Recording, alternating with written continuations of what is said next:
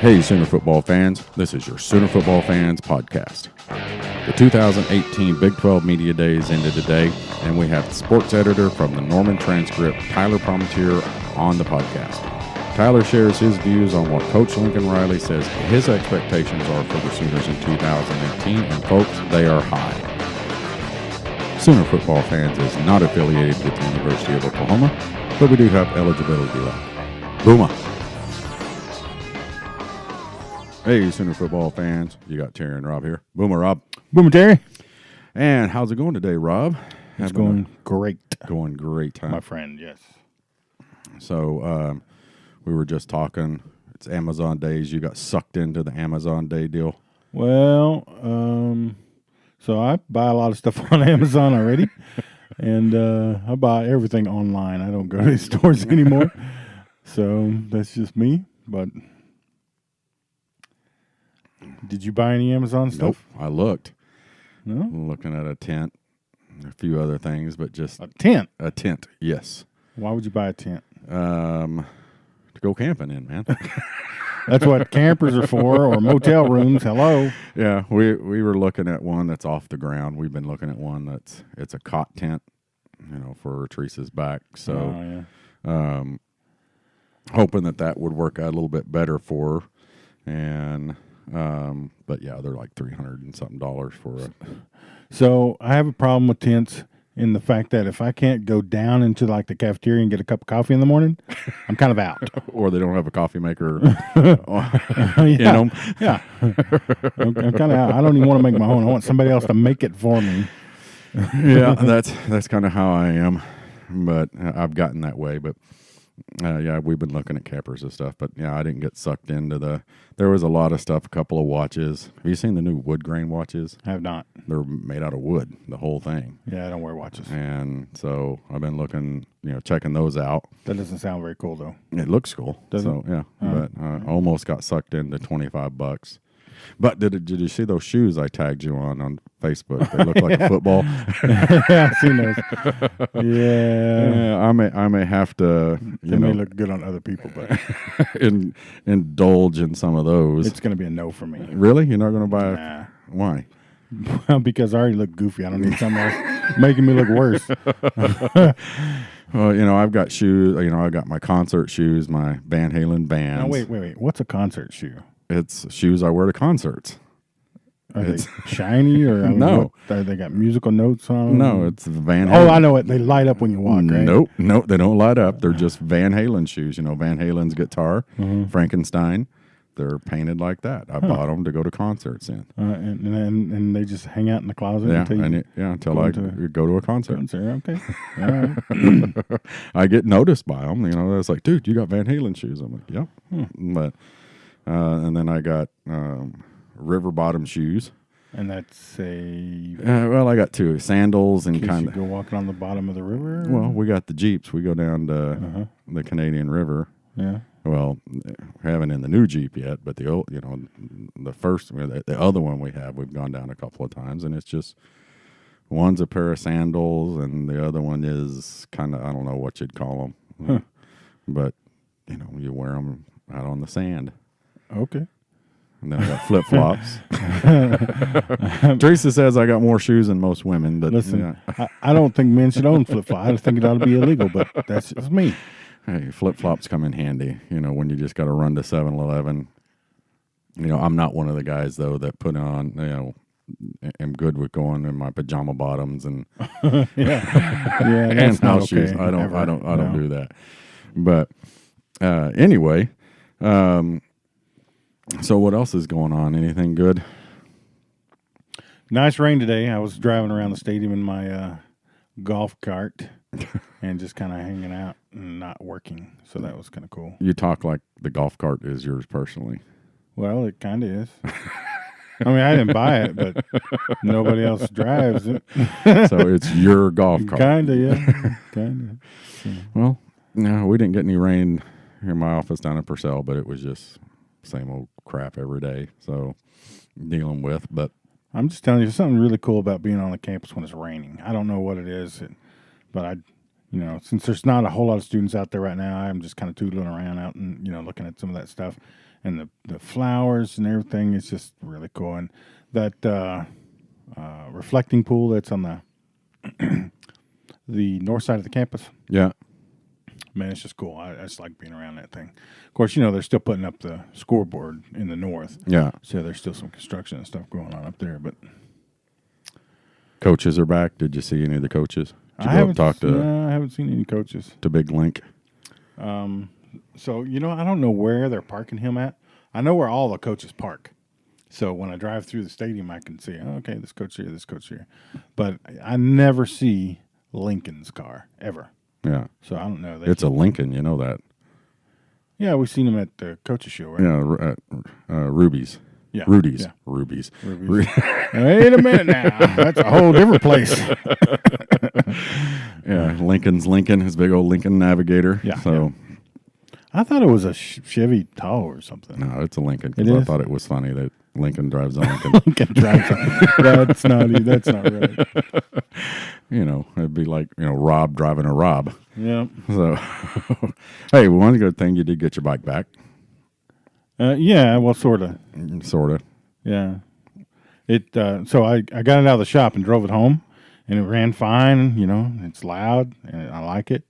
And I pulled it in and parked it, and I went to get on it Friday morning to take a run down to Davis on it, and it was like the battery was dead. So today I actually replaced the battery, and turns out it was not the battery. So it's going back to the shop. Yeah, I don't know. I hate that. Yeah, well, it's one of those deals when it's too good of a deal to pass up. You either pass it up or you don't, and then you end up shoveling a little bit more money, Yeah. a little more here, a little more there. And before long, I could have already paid for a new bike. I could have went down and got. I was going to buy a brand new Fat Boy when I bought this one, and this one was such a good deal. And of course, I don't want people going, "Hey, look at that Fat Boy on a Fat Boy." Well, I mean, it is what it is. Yeah. But, So, yeah, but did you get a chance to check on any of the Big 12 stuff today? the only thing that I seen today was the video of Tom Herman, and I can't even, was it Blinken that posted it? No, it was 24/7. 24/7. Yeah, Where they asked him something about how many elite athletes was he gonna? Did he have to get to the championship? and he sat there for an hour and a half and went, some. We're going to beat them so bad. I hope so. I mean, I was listening to some guys today on the radio, and they talked about, people last year when he was new, they said, he's so cerebral and he's so smart that when you talk to him, you feel like he's talking down to you. You think he's being a jerk, but it's really that he's just so intelligent. And he went, no, he's just an ass. He's just who kisses his players. Yeah. I'm just saying, I mean, I know that some people can do that, but I cannot. Yeah. That's just weird. Yeah, but I didn't pay a whole lot of attention to it today. I honestly, I didn't yesterday either because, it's not what we do for a living, so you try to scrap all you can together. I did some reading last night after we recorded the podcast and checked on some things today. And, more focused on the Sooners and what's expected, what they're talking about. So really don't care about the other teams as far as right now. And the other thing is it me or is it the Big 12 Media Day is way too far away from the season? Didn't they used to have, when it was a Big 8 and Big 12, wouldn't it used to be like the week before they reported, and it was like a month till the season? This is a month and a half. I can't remember. Yeah, I don't know. Seems like there may be another one or something. Yeah. We'll ask Tyler when we get him on. Yeah. But, it just seems like, it's got everybody talking football now, but you're sitting back going, wait a second, it's still a month and a half away. So, But some of the interesting things that I got out of it watching, for one, I did watch, I watched it live online I wasn't at work. I was at lunch. Technically, I was on lunch break at work and, watched Lincoln on the stage talking. And one of the things that I thought was interesting, and I think everybody else did, and everybody just kind of goes, ha ha, is that he said, that Kyler Murray's not the quarterback. Right. I don't know. You never know, man. People were asking, and he was, well, Kyler's not the quarterback. It's still up in the air. Now, do you buy that really, or? I think that's one of those things that he's got to say. Yeah. But honestly, man, as much as they're talking about Austin and even Mordecai, yeah, that it may really be wide open. Yeah. I mean, I don't know. I mean, I think you and I have had this discussion ad nauseum, and we think that Kyler has it sorted up, but I don't know. We also said there's a whole bunch of things that that Kyler's going to have to be able to do. I mean, it's not just we're not running the option. Right. He's going to have to throw the ball, and he's going to have to, he's going to have to read those defenses. So, I mean, I think he can do it, obviously. He's the number one player coming out of high school and never lost a game in high school. He's got all the stats to back him up. And I think that's for all those reasons that we think that he probably is the starter. But not to take away from that, he signed a major league contract with a, asterisk that he gets to, play football for 1 year. So, I mean, I feel like, there's reasons why Lincoln would have said it's still open because he doesn't want any transfers happening. Right. But, I kind of feel like Lincoln would have said, nah, it's Kyler's, Yeah. I could be wrong on that, but. Yeah. I think it's, I don't know. I mean, he even said we haven't had a quarterback battle here in 3 years, and it may be a battle. Everybody is in the foregone. I'm with you. He's got all the tools to do it, but we don't see what Austin's doing on the other side. And he made the point too is that both of them have played in games, had significant time in games as backups. So, So I gotta say this, and I'm not sure that it was Austin. But my office is in the stadium. Yeah, and so it looks out over Heisman Park. Yeah, and a kid that came by was walking by. So when you walk by my windows, my desk is right next to the window, and so you can see out, but you really can't see in. The way the sun hits it, it's just you can't. You cannot sit there and see that I am looking right right at you. So this kid walks by, and I'm pretty sure that it was Austin Kendall, but it may not have been. Yeah. And he's got headphones in, and he's got his head going pretty good. I'm like, oh, he's into it. He gets about 3 steps right in front of me, and he just breaks down into this. I don't know what it is. It's like it's just start dancing. Yeah, right. Yeah. He stopped, and he's going down, he's wiggling it, wiggle it, whatever. And he's singing and everything, and then he just picks right back up and keeps on walking. I'm like, man, if I could have got my phone up quick enough, or at least banged on the window when. Yeah, because he has no idea that I was sitting there just laughing at him. But I'm not sure that it was Austin, but it did kind of look like him. Yeah, but no, that was. I know it's coach speak, but that was the thing that I got. Everybody I think knew he was going to say it wasn't his, but I think everybody tongue in cheek thinks it's Kyler's. He's got it's really the primary position that's up for battle, and really the only one that I can think of that there is a huge battle for. Right. I think there's probably some internal battles going on for the line, the O line, but. Nothing to speak of compared to that. Yeah, really. Because the question, that was given to him on the point was, what wrinkles are you going to be putting in with Kyler at quarterback? And he just kind of saying, well, Kyler's not the quarterback yet. So, and like you said, it's not, we're not running option football, but we've talked about it before, that he put some option in when Kyler was in there. So it's going to be interesting. It will shock, I think, everybody if Kyler's not. and then the other thing is what happens with Austin Kendall. What does he do? Well, he can't go anywhere and play any faster than he would at OU. No.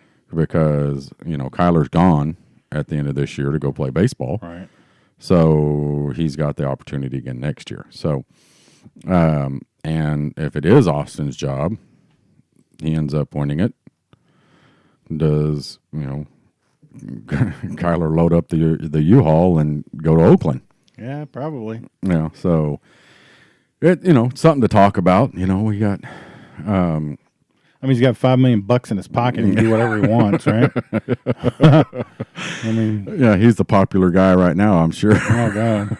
But yeah, how old is he? 21? Is he that old? Yeah, I don't know. Can you imagine having that much money in your pocket? Oh my gosh! I can't imagine it now, but at 21 years old, Budweiser would have loved me because good grief. Because I'm pretty sure I would have bought stock and had a weekly delivery or something, but which is probably the reason why the good Lord didn't bless me with a lottery win or a $5 million contract. So there's a reason behind it, I'm sure. Well, he's probably itching to get on with I got to get to Oakland. I got to find a place to buy because I got $5 million in my pocket. Yeah, and I got cars to buy, and whatever else he's going to do. So I'm sure there's part of him that's kind of itching to maybe get there, but hopefully there's more of him itching to stay and be the quarterback at OU. Yeah, I don't want to get too much into it because we got our podcast guest on. It's Tyler Palmateer again from the Norman Transcript. He's the sports editor there, the new sports editor. He's been down there all week, and he and I have chatted back and forth on text, and I've been read the transcript last night and today. So we're going to get him on here, and we're going to let him talk about it for a little, the whole experience, what he got out of it from Oklahoma and the other teams, and then we'll come back on the back end of that and discuss some more. So let's get Tyler on with us.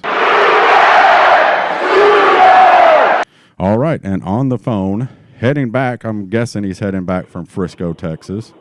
We've got the sports editor for the Norman Transcript on with us again, Tyler Palmateer. How's it going, Tyler? Hey, doing great, Terry. Rob, how are you both? Blessed as always, brother. So, how? First off, me and Rob got to talk about when you were on the first time. We weren't joking about we'd been your assistants going down there, so we're a little bit ticked off that we at least didn't get the offer to come down with you. So yeah, there was no hey Rob and Terry, you want to come down and just help out? You can just hang out. I thought you guys were there. No. Oh, yeah. You missed us. No. I could have sworn you were down there running quotes and stuff. No, I was on vacation for 2 weeks, so I've been swimming at work trying to get back. So I really, honestly, with the Big 12 media days, haven't, with the exception of watching Lincoln yesterday, really haven't got a lot of opportunity other than reading the transcript, your stuff last night and today. And other than that, that's all I've really been able to, take care of with it. Yeah, no, it was, well, I'll tell you this. There's more people than ever going to those media days. There's websites you've not heard of before that are there, and websites that haven't gone in the past that are getting credentialed, because that's just sort of the nature of the game right now. Is there's more people covering college football, and certainly Oklahoma too, than ever before. So it may have been quiet on front of some storylines. Maybe outside Oklahoma State, they had a pretty busy week, but it was quiet on storylines, but it wasn't quiet with reporters. They were all over the place. Yeah. Well, let me jump into real quick what I got out of the short time when Lincoln was on, when he was on the podium, is what I watched.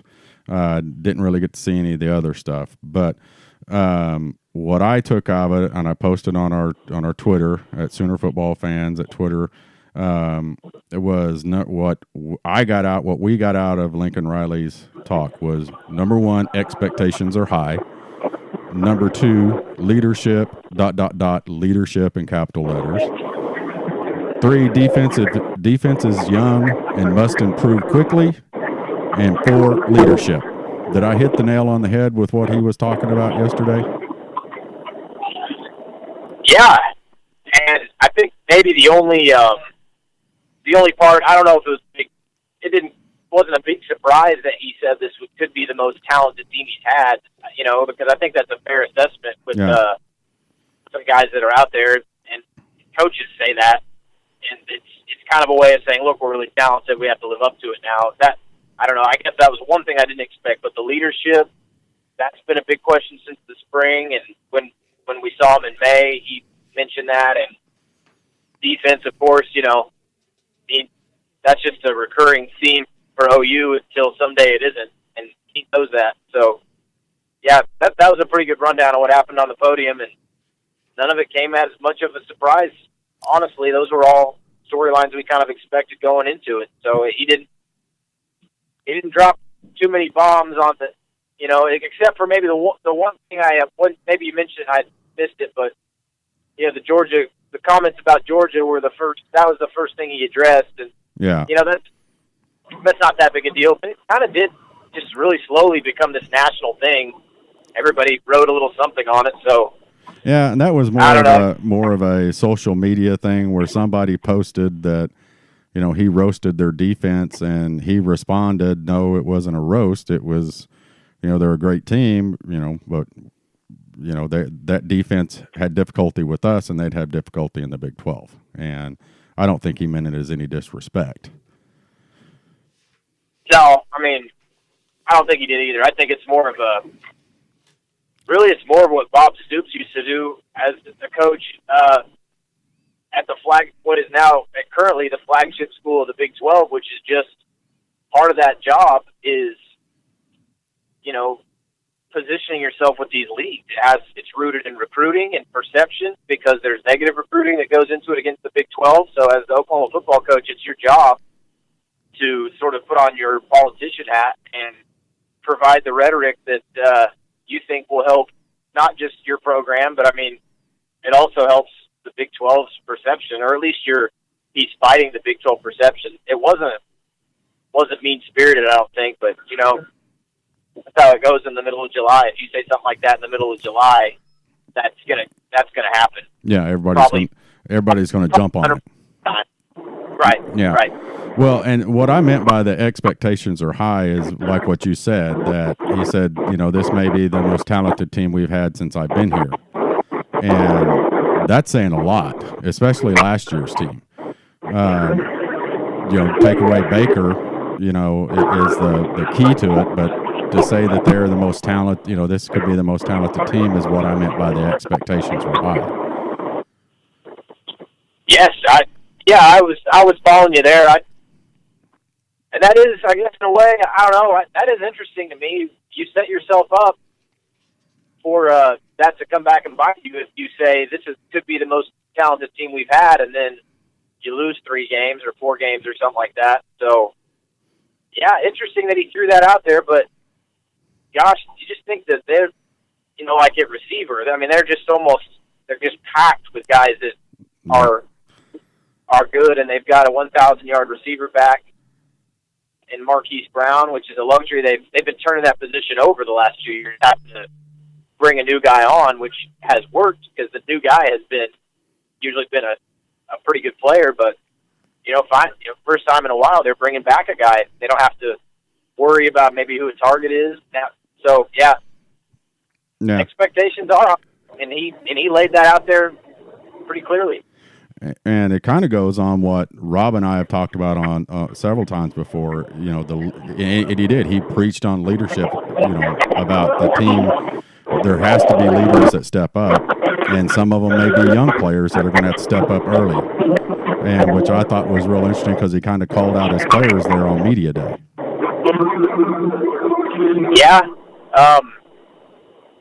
and they are going to depend on young defensive guys because they're trying to enhance that defensive front, and a couple of those freshmen are. That's where they play.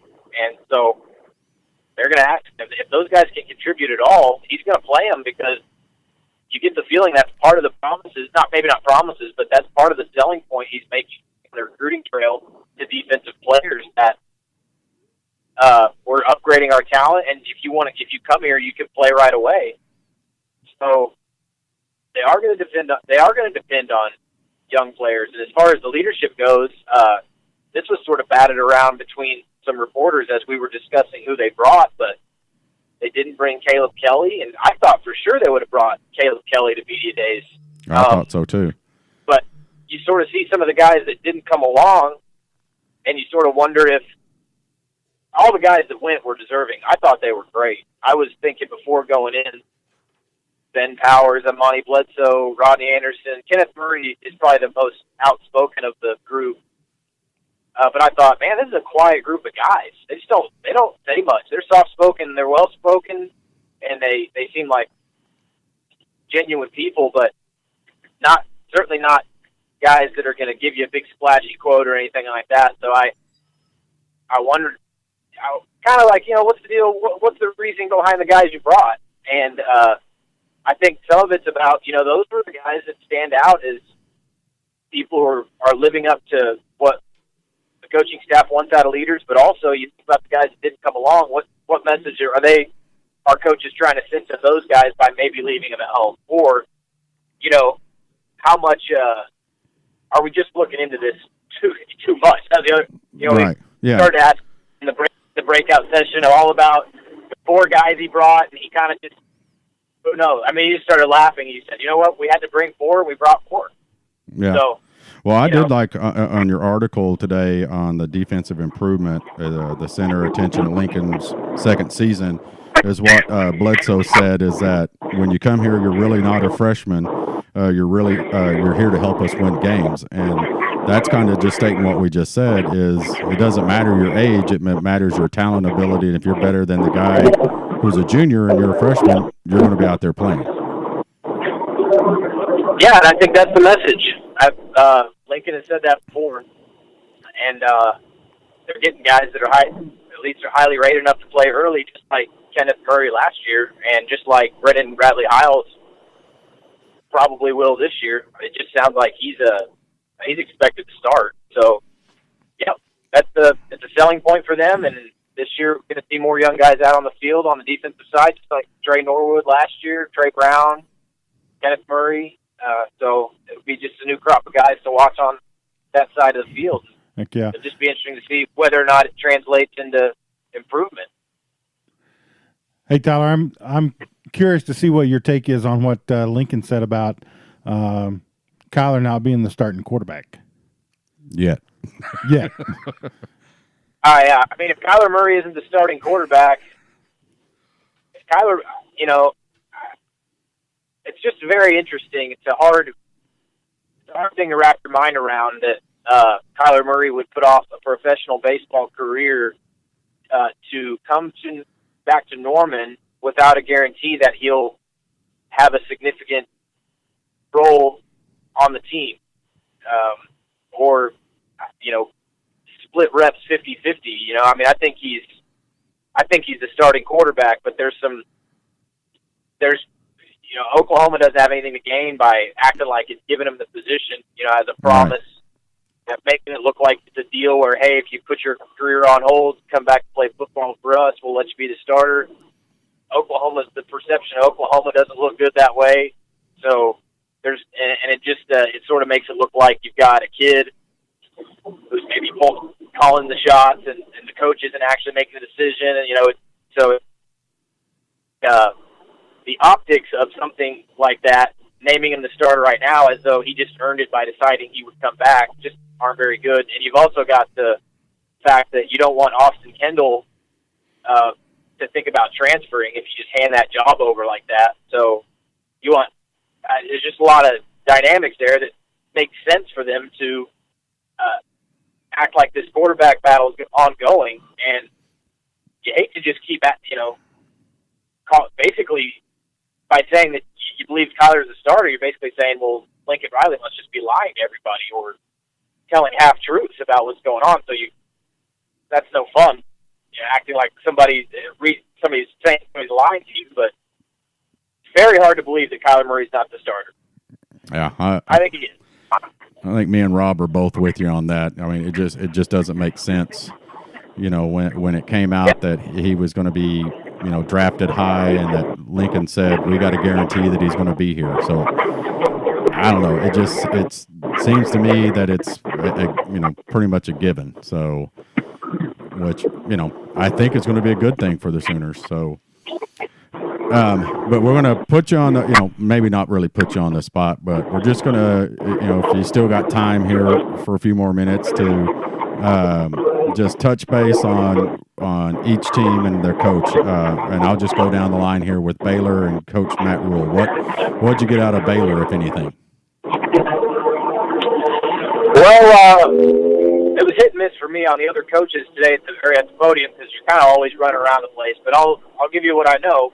Okay. I actually happened to ride the elevator down at the hotel with Matt Rule, and he had on that green jacket. I don't know if you guys saw photos of him today, but he wore a green jacket that looked just like his from the Masters, and so and he looked, he looked sharp. I don't know. We talked a little bit on the elevator, and he, I guess I'll say this: he's a super nice guy. He comes off really well, and he did it last year too. Which he had a pressure cooker at the podium last year in his first season after that, coming off the rape scandal revelations and Art Briles ouster and everything that Baylor's gone through. That was a difficult year for him, and I thought he did great last year, and I thought he did well again this year at the podium. He spent a lot of time complimenting what Oklahoma did, so I'm sure Oklahoma fans love that. But yeah. No, Matt Rule, challenging job, seems to be doing okay. Personality-wise, he's great. Got to win more than one game this year, but they've got some good pieces. They've got some good pieces back. I think it's hard to. I can't imagine they'll just win one game this year. Yeah, I think he'll get them back there. Okay, let's go. Let's move on to Iowa State and the coach that doesn't look like a football coach. He looks more like the science teacher at the middle school. Matt Campbell. What'd you get out of what Coach Campbell did? And of course, Iowa State is the team that beat Oklahoma and TCU last year, that played for the championship. Right. So, what's he got going, or did you get a chance to get a feel for them? Didn't hear so much from Matt Campbell, but who, by the way, I know he doesn't. Maybe from the shoulders up, he looks like a science teacher, but I didn't realize he's like 6'4". Oh, really? He's like, I retract my statement then. He's like a power forward science teacher, or I guess, well, maybe in high school. He's like he's like a shooting guard science teacher, but that got me off.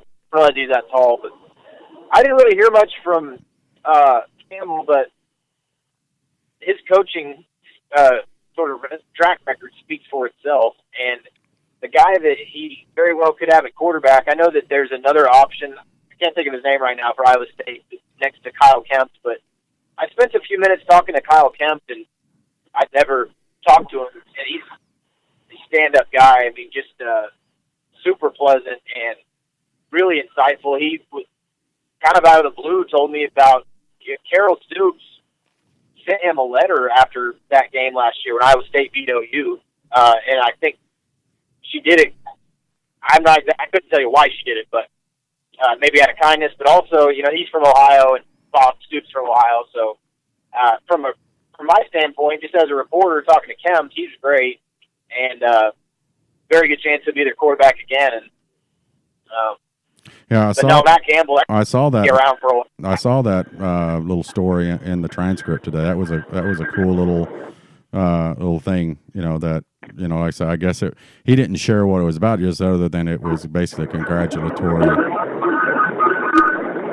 Yeah, I couldn't get much out of the content of the letter. I think it was just I admire you type of thing. Yeah. But cool. Okay, so let's move on.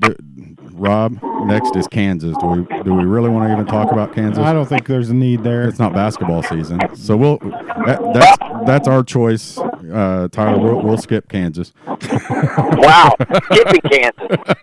Hey, David, there were some questions about whether or not David Beatty was giving the accurate amount of scholarships that he's working with, or that he'll have, or something rather. He talks every year about how he's trying to get the scholarship player number back up on the roster, and there was some talk among the Kansas reporters that he was giving some inaccurate numbers this year. So I don't blame you. I mean, there's not much to talk about there. He's got to save his job.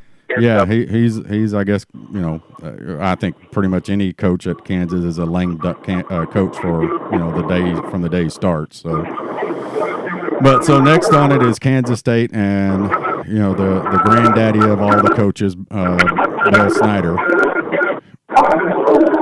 Yeah, he knocked it out of the park, I thought.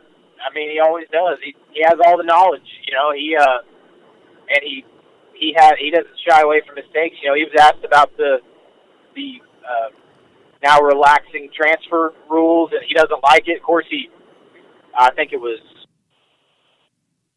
I can't remember, it was Corey Sutton last year. He wouldn't release him from his scholarship. It was a big thing that lasted a few months. He wouldn't release a guy from his scholarship. He doesn't like the idea of guys just being able to transfer. I think he said it's part of the culture that relies too much on instant self-gratification. So he's 78 years old. So he's got the takes of a 78-year-old man who's seen a lot. And he doesn't like the new transfer rule. He's got great insight on the new redshirt rule. And he was the only guy that, everybody backed off bringing quarterbacks to Big 12 Media Days. Or a lot of teams did. OU has a quarterback competition, didn't bring anybody. Bill Snyder has a quarterback competition. He brought both quarterbacks, and he was asked about that. He said, "This pressure there's nothing wrong with the pressure they're facing this week. Whoever gets the job is going to face a lot of pressure.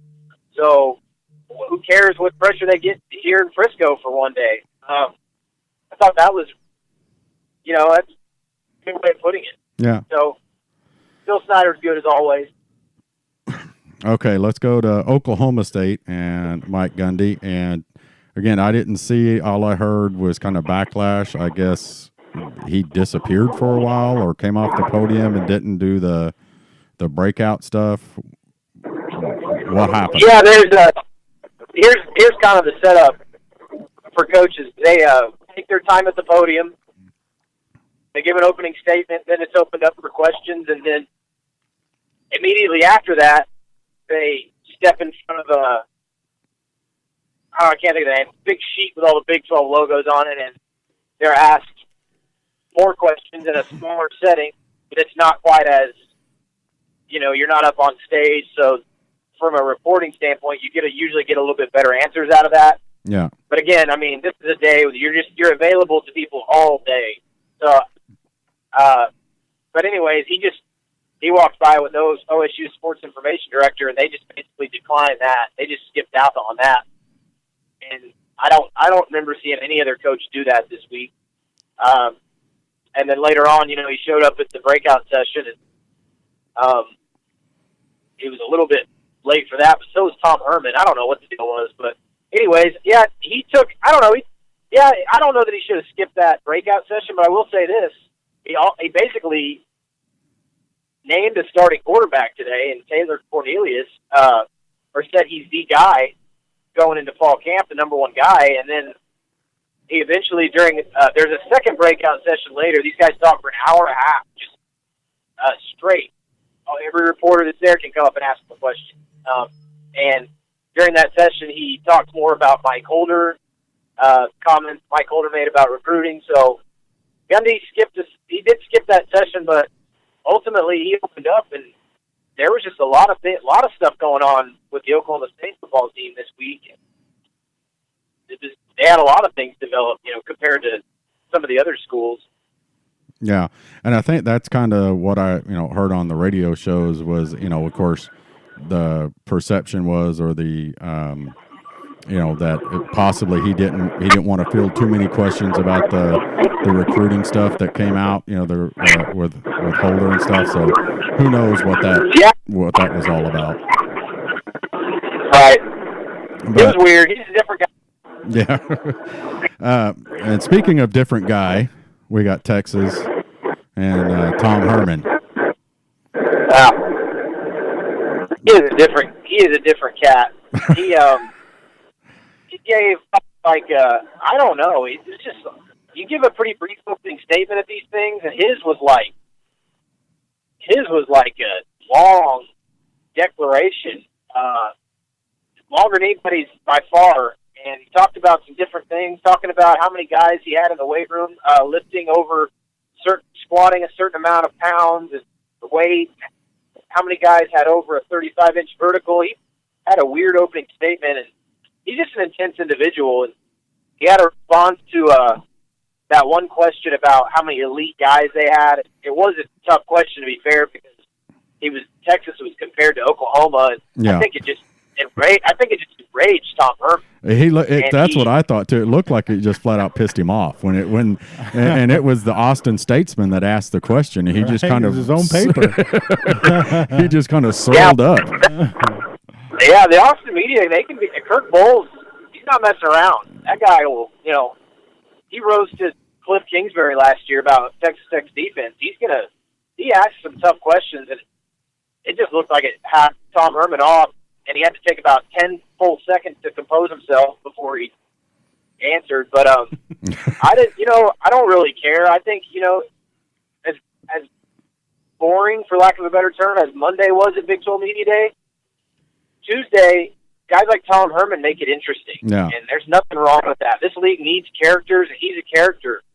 So that doesn't bother me. I didn't sit in much during his breakout session, but I have no problem with a guy like that. The hat he wears, not just in the Oklahoma rivalry, but in the cast of Big 12 characters. I love it. Yeah, make it interesting. I don't know that he's even trying either. So it just happens. So yeah, no problem with it here. Yeah. Okay. And then we got Texas Christian and Gary Patterson. The whole deal yesterday was, I guess he spoke for the Big 12 teams that nobody wants to play Oklahoma twice. Of course, blame him? he's the only one that had to do it so far, I guess. I didn't hear the whole context of it, but was that pretty much what he did? Was kind of like none of us want to play them twice? Yeah, we spent a lot of the day, the Oklahoma meeting, kind of tucked away in the tunnel, trying to catch OU's guys. I might have missed that. I might have missed what he said. Yeah, it was.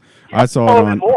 I saw it on Twitter and of course people kept retweeting it out there, and that's all that I heard. So I didn't know if there was a context that it was taken in, but I guess he just said that nobody wants to play them twice. So maybe he did. After the Big 12 championship game, he had that great quote.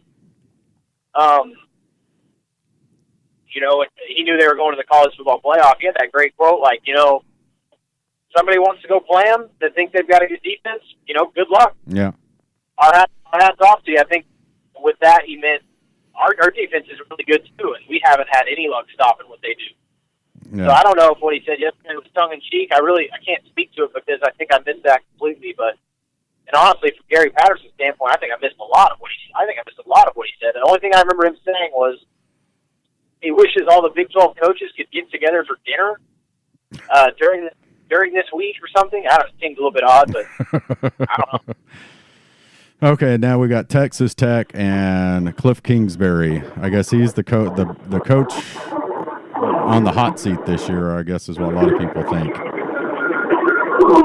Yeah, he is on the hot seat, but I didn't think he was I think maybe it's just understood, and maybe everybody understands it so well that he is on the hot seat. That didn't come up much, at least from what I saw. But I didn't spend a whole hour and a half with him during that second breakout session. I did go by his table, because that's an interesting guy especially related to Oklahoma, because they had to get their defense improved fast. They were so bad, and they got better. Yeah. They solidified. They got a defensive coordinator to hang around, and they got some continuity, and they've got as good of a linebacking core out there, and they did some improvements to their front seven. And Cliff Kingsbury took a lot of heat for how bad they were on defense, but they did get better. Yeah. Statistically better than Oklahoma last year. So really, he just has to put together both sides somehow. Get the offense back and get the defense stabilized as it has been. But I think they have two guys up for the which award is it? Nation's Best Defensive Player. Bernard. Yeah. Award. Yeah. And well, and they had what, two guys on the preseason All Big 12, and Oklahoma didn't have any. So on the defensive side of the ball, other than Bookie, but I don't count that. It's not a position. It was the newcomer. So. Right. But. All right, now last but not least, first, West Virginia, Dana Holgerson. First off, how many times did he clear his throat during his talk? How many times did what? He clear his throat. No, I'm trying to think. I think I missed him at the podium, but I spent a good chunk of time talking or listening and asking some questions later on at the breakout, and he was awesome. Like, I remember thinking that last year. You could probably sit there and listen to him talk, and he's really funny. He kind of, if somebody asks a question that he thinks is kind of dumb, he'll sort of poke fun at that person, and then but he usually follows through with an answer of some kind. It's really different. Kind of like he'll give you a hard time, but then he knows you got to ask the question, so he gives you an answer. But he said some funny stuff, and he was really a guy I was asking today about OU's run in the Big 12, from a conference standpoint. How is that a good thing for the Big 12 to just be in a situation where Oklahoma not only wins every year, but is sort of carrying the flag by itself? So I asked some coaches about that today, and whether is it just that big of a talent gap, or are teams just not following through? So I asked Dana and Holgerson a lot about that, and he gave me some pretty good answers. Basically said, it is a talent gap. It's a huge talent gap. Other teams aren't recruiting well enough to keep up. He didn't say this, but Texas is probably next closest because of the momentum they have with Tom Herman moving forward. But he said West Virginia, in their situation, it's all about facilities. That's where Oklahoma's starting to catch up too. Is all the new stuff they've built. That's where people ask about where the recruiting momentum's coming from, and Lincoln Riley deserves credit because I think he's good at this. But you can't discount the infrastructure they're putting back into the program that's finally done, and throw uniforms in there, stuff like that. So it goes back to the facilities arms race that will help get some of those other schools to close the gap, the talent gap between them and OU. And anyway, that's a long way to answer I love talking to Dana Holgerson. Yeah. Well, Oklahoma has kind of become, I've said they're kind of like the United States in the Reagan years with the Cold War with Russia. Reagan just figured out he could outspend everybody. He could outspend the Russians and make them go bankrupt. And that's kind of what Oklahoma has done with everybody, with the exception of Texas, is their facilities are 10 times what everybody else's is. Think about schools like that. That was something else Bill Snyder touched on. But from a negative standpoint, he said he doesn't like, and he has a point, but it's not going to get him anywhere because the Pandora's box is wide open.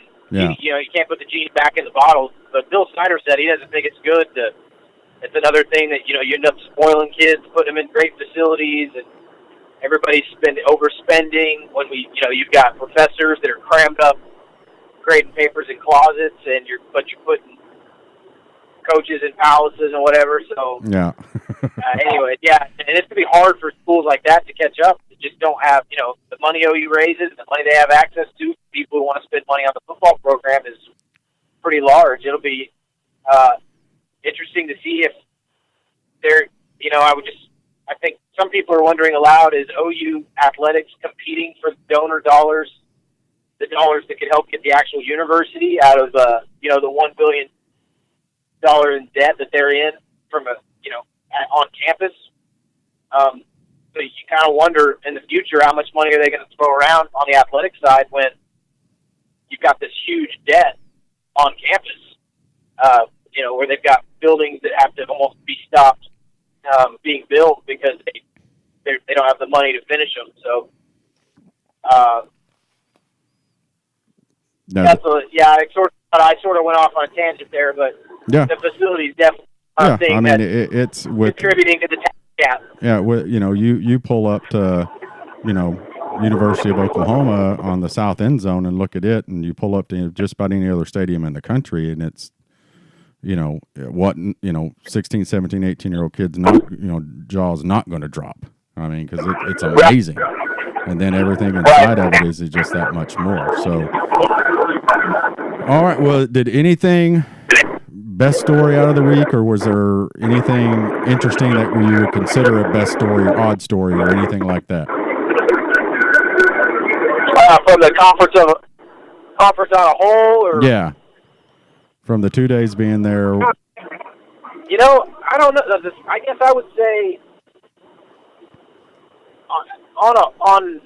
in general, Bob Bowlesby usually, he usually will go up there, as he has before, kind of announce some news, whether it's revenue or a change that the conference is undergoing.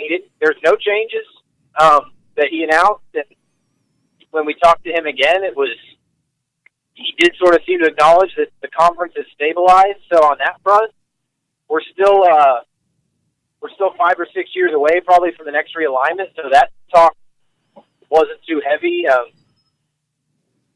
felt like at the end of the day, the most noise that was made just in terms of news happened with Oklahoma State, just because they happened to, right in the middle of it, Mike Gundy kind of revealed who his starting quarterback is, which I don't know how many people know this. It was news to me, but maybe everybody knew it. But Taylor Cornelius went to Bushland High School in Texas, which is rivals with Muleshoe, Lincoln Riley's high school.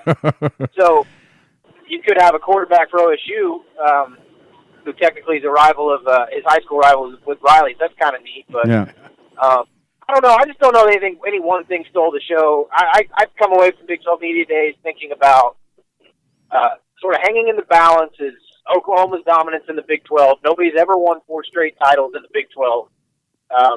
Nebraska did it, I think, 92, 93, 94, 95, right before the league expanded. Right. Oklahoma hasn't done it since the 80s, so that's sort of what they're up against, something pretty unprecedented, and they've got to do it, and they don't know who their quarterback is yet, and they've got inexperience, so I'm not saying uncertainty about who's going to win the Big 12, but it seems a little more wide open than it has the past few years because the quarterback position is solidified at OU. But I don't know. Everybody else always found questions that OU had before the season. Their OU, there's always going to be some question. And the last several years, it's been answered when the season starts. Samaje and Mixon, and what's his name? The receiver that was Westbrook. I think that's the big thing. Westbrook and Marquise Brown last year. Yeah, Rodney Anderson. Yeah. Everybody was worried about the skill players last year. Who are they going to be? How are you going to get it to them? And of course, when you have Baker Mayfield, that makes it easy. But those skill players are really good. Oh yeah. Skill players can make a quarterback look good too. So sure. it goes both ways. One of my favorite quarterbacks, Terry Bradshaw, always said, hey, I was great because I had 2 of the greatest receivers in the history of football, in Stallworth and Swan, catching the ball. They made me look good. So, I'm not taking anything away from Baker, but he had some great targets this year or last year. So. Yeah, who can catch it? You got to be able to catch it, and then what those guys do after the catch is special. That's they've got those guys back. But no, I mean, I kind of drive home thinking OU's dominant or a overwhelming favorite, but they're trying to do something that hasn't been done in a long time. So it's there's a little bit of intrigue there. A couple of the other teams, West Virginia brings back an established quarterback, but they have a lot to prove too. So kind of an interesting time for the league. Oklahoma's sits firmly atop everything, and you've got 9 others who for all the reasons in the world, are trying to knock them off. So Yeah. we'll know a lot more a couple months. For sure. Yep, for sure. Well, hey, Tyler, we appreciate you coming on, spending a little bit of time with us. Be careful driving back. Make it back safe. And we appreciate it. And we'll talk to you again, okay, man? And also, everybody, if you haven't read throw this a little bit in. I've been reading Tyler's stuff, especially these 2 days on the transcript. Really good stuff. So, if make sure and go online or subscribe, whatever you need to do to check out the transcript. I appreciate that, guys. Thanks a bunch. And Gary, Rob, thanks for having me on. All right. We'll Hey, talk to you later. You, Tyler. Thanks. Good stuff.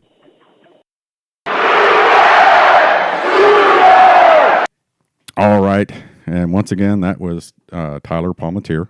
And good guy. Great information. Yeah. And he did, the first podcast he did, he came over here to the house and did it with us.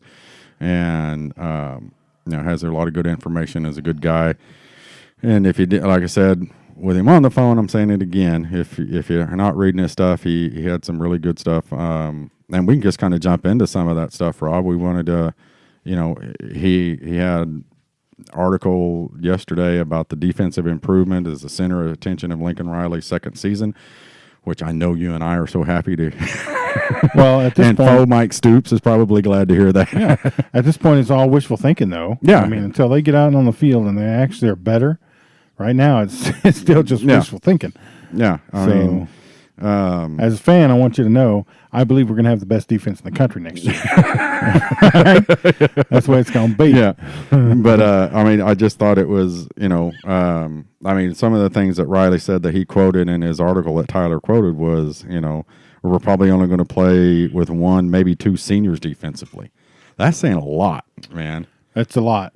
But, the athletes that are coming in are better than the older guys right now. So, yeah, they're bringing in some studs. That's But he said, it's alarming in some ways, but it shows you. I think we've been on a nice run recruiting over the last couple of years. So, yeah.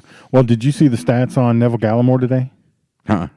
So the man's 330, right? Yeah. He runs a 4.740.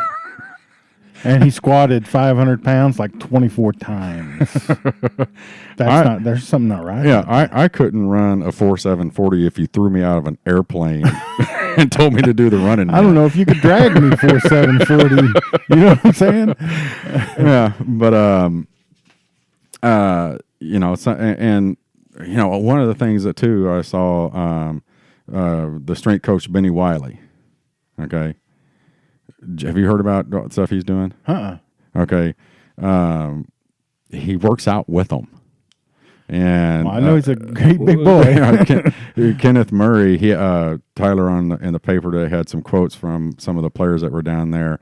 Linebacker Kenneth Murray on new strength coach Benny Wiley. It's different when a coach tells you to squat 500 pounds and having a strength coach who squats 500 pounds with you. Come on, you sissies. It's just 500 pounds. I'm twice as old as you. Come on, boys. Yeah.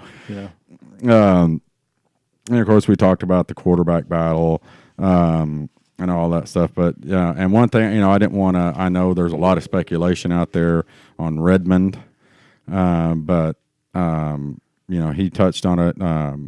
Tyler did in the transcript. He touched on it with his future, short-term future, I guess, is kind of up in the air. And that Riley really didn't talk about it much, but Soonerscoop.com has said that he's had some blood clotting complications. But Lincoln said not yet. There's still some things that had to be clarified before they talk about him playing. So he's probably not going to. I think one thing I read yesterday or heard that it would be he'd be lucky to be in a game 6 games in. If that's the case, they don't even need to let the boy heal. It's just that's a dangerous situation. Yeah. And his life is way more important. Yeah. And as a Sooner fan, I want to wish him well and whatnot, but. Man, I sure hope they can get it under control so he can play because we need him. Yeah, and it's just, one of the things that Riley said yesterday on his press conference, going back to the Final Four was, things have got, we've got the talent, but things have got to happen, injuries and leadership. And, here we are, we got two, highly recruited guys that were expected to play this year and not going to be able to, it looks like. So the defense really can't take much more. Yeah. Everybody's going to have to remain healthy for us to even scratch a Yeah. Big 12 championship, I think. Well, this is going to be a lot like, our offense is way better, but, the 2000 national championship, we didn't have anybody get hurt that year. Everything just fell into place, and that's what's going to have to happen with our defense. It's going to have to, no injuries. They're going to have some guys step up and be leaders on that side of the ball and on the offensive side of the ball. So, pretty interesting, set of affairs that the Sooners have run into here with those two guys. But so how tall is Gallimore? Because he's 330 pounds, and he runs a 4.7 40. So that would be pretty scary if I'm a quarterback. yeah, If I'm Will Greer and Neville Gallimore's coming at me at 4.7. What does that equal to in like miles per hour? I don't know, but I might just be like, hey, I give. Yeah. Okay? Don't kill me. Yeah, just drop, But no, but one of the things, that the Big 12 Media Day does, wave its flag, is football season's almost here. Oh, we forgot to ask him if there was another Media Day thing. Oh, yeah. Of course, we're only we're not even 6 weeks out anymore. So. Yeah. Well, and then again, we'll throw this out tomorrow on Twitter. Your little question, Rob, that you came up with, that you texted me today. You're taking Caleb's place with, Caleb's question of the day. Question of the day. But Rob texted me a deal today, said, "Hey, let's talk about this. Put it out there to the fans." So here we go. Would you as a Sooner fan, would you rather stomp everyone and go into the playoffs every year, rolling the dice, or would you rather play a super tough conference every year? Right? Did I read that right? Yeah. Yeah. Which one? I don't know. I mean, it'd be. You remember back when the Big 12 was the. Yeah, it was when we were. If we weren't the best, we were very close. And it was always an argument of, who was the better conference, and Big 12 was in that conversation. Those were good times, and we're still carrying the conference. Yeah. But, I definitely, since I am a Sooner fan, I definitely just want to stomp everybody. But you also want a little bit of that. But, yeah, even stomping everybody doesn't get us any national notoriety. Right. Really?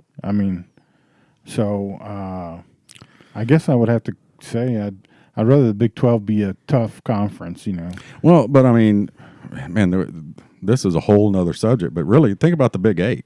We're in the Big 8. It was us and Nebraska. Yeah. Occasionally State would jump in there. Occasionally Mizzou. State never jumped in there. Yeah, when Jimmy was there, they had. And then Colorado kind of jumped up. But basically, you grew up the same time I did. It was 77-0 Oklahoma over Kansas, 77-0 Oklahoma over Kansas State, 65-7 Oklahoma over Colorado, 35-10 over Missouri. It was that way in the Big 8. Every now and then you'd have somebody, creep up and bite you. But Oklahoma has been that way in the Big 8, and the early 2000s when Tech was good. Oklahoma State was good. Texas was good. We were good. Let's get this straight. Oklahoma State has never been good. Yeah, that's true. Kansas State was good. And even Kansas was good. Mangino had them. Yeah, they went to the Orange Bowl. Yeah, those were some great teams, great games that you got to watch. Yep.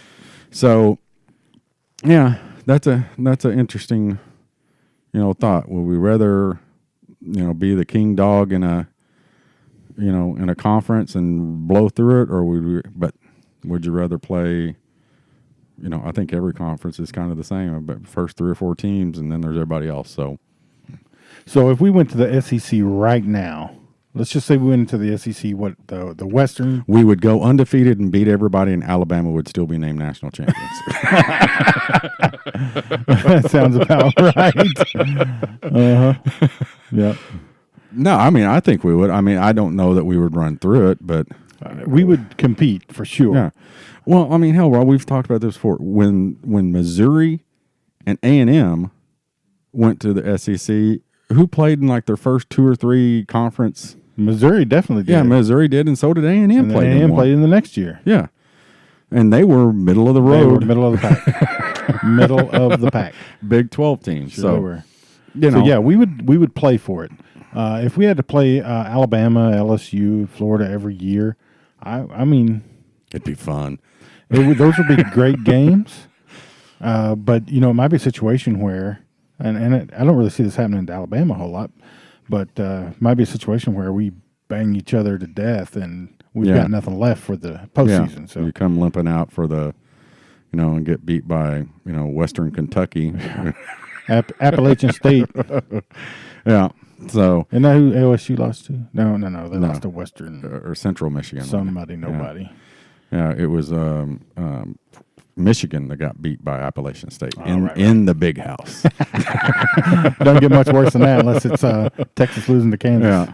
But anyway, so I think that's about all we got. We're going to shut her down. And but we've got some folks lined up. If everybody's listening, we're going to have the Angry Sooner. People have been asking about it. The Angry Sooner is going to be on next week.